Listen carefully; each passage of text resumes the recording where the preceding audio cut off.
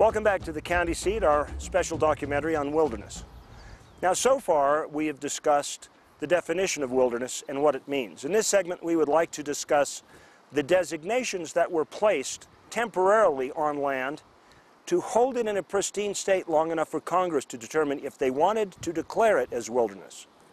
The only problem with this is these temporary designations have now been in place for almost 30 years.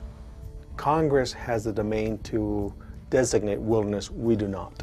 But when we, the BLM, look at wilderness study areas, which is a first step in the direction of wilderness, we look at three things. The things that we look at is the size, which is 5,000 acres contiguous or more, acres or more. We look at the naturalness of the area. Is it really natural with very little man's impact on that landscape? And then we look at the opportunities for really providing a standing primitive recreation. If an area has those three criteria, then we say from the BLM perspective that they are into the category of a potential WSA or wilderness study area. The Wilderness Act of 1964 originally did not include any land supervised by the Bureau of Land Management. At that time, those lands were designed to eventually be sold, shifting them from federal ownership to either private or state ownership. In 1976, the Federal Land Policy and Management Act, known today as FLPMA, changed how the federal government managed public lands. From that time forward, the mindset of sale and disposal changed to retention and management. A point of contention among many Western county and state leaders is that under the Land Policy Act of '76, land use planning by the Bureau of Land Management is supposed to be consistent with state and local land planning. However, many Utah leaders have found that their plans were pushed aside and altered seemingly from one election cycle to the next. In effect, FLPMA said, we're going to quit disposing of these lands, but we promise not to manage these lands in a way that would be contrary to the management issues and policies of states and local governments. That was the consistency requirement. And that's the way Congress bought off on it. Because the notion would be that, well, even though the United States is going to retain title, the states and the counties would still retain regulatory authority. Just like you own your house, yet your house is subject to planning and zoning requirements of a city or a county where you live. Well, in the same sense, federal lands are like any other lands. The property owner is subject to regulatory oversight. And that's the county's big complaint nowadays, is that regulatory oversight has been eroded. That promise of FLPMA has been slowly taken away. I think what is frustrating for many people is that with wilderness study areas, and people say, well, we think, we believe, well, let's pontificate on it, and then it stays in kind of this limbo stage for 20, 30 years with never a resolution. It becomes de facto wilderness because nothing else can be done.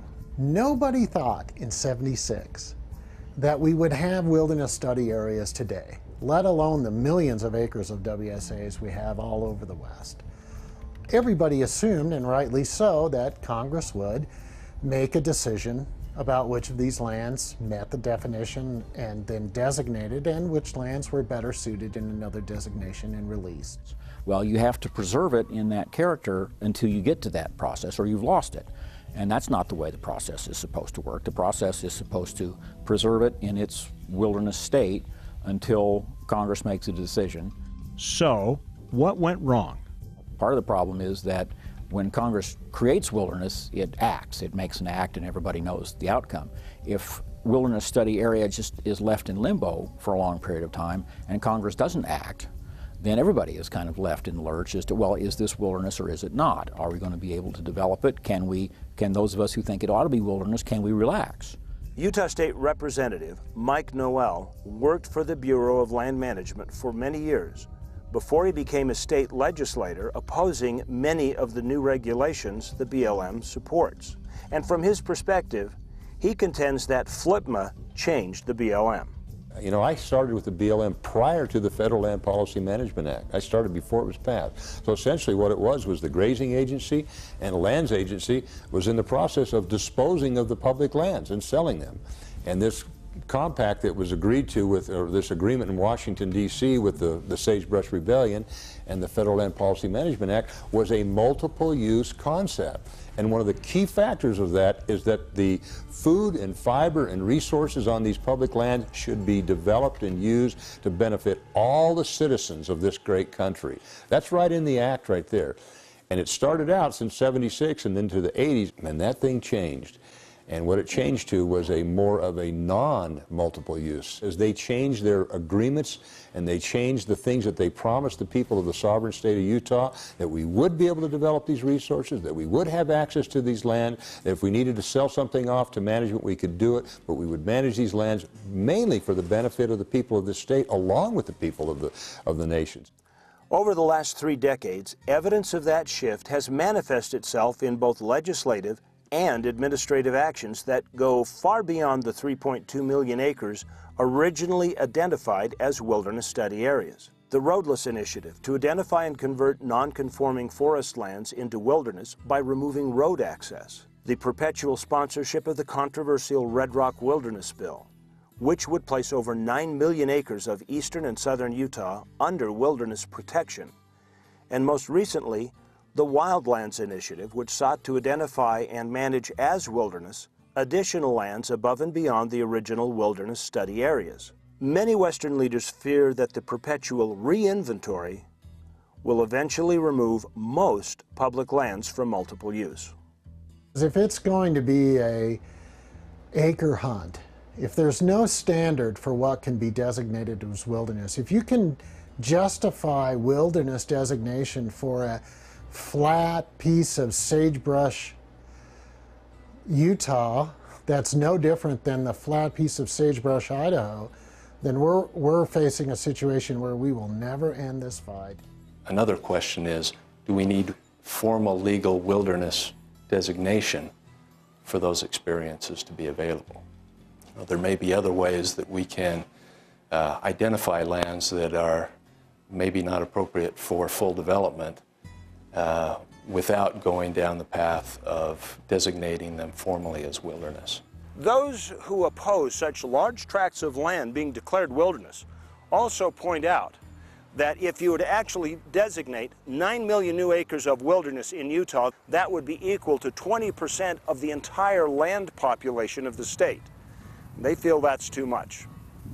But there's much more to consider than just size when designating wilderness. It also has an impact on the local communities that surround it as well. And that will be the topic we take up when we come back on the Wilderness Special on the county seat.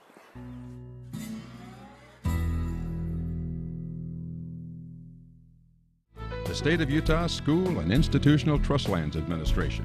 SITLA manages 3.5 million acres in Utah lands with the express purpose of furthering the education of Utah students while promoting local industry, oil and gas, even residential development, all at the same time. Through the careful use of trust lands, we distributed more than $22 million to Utah schools last year.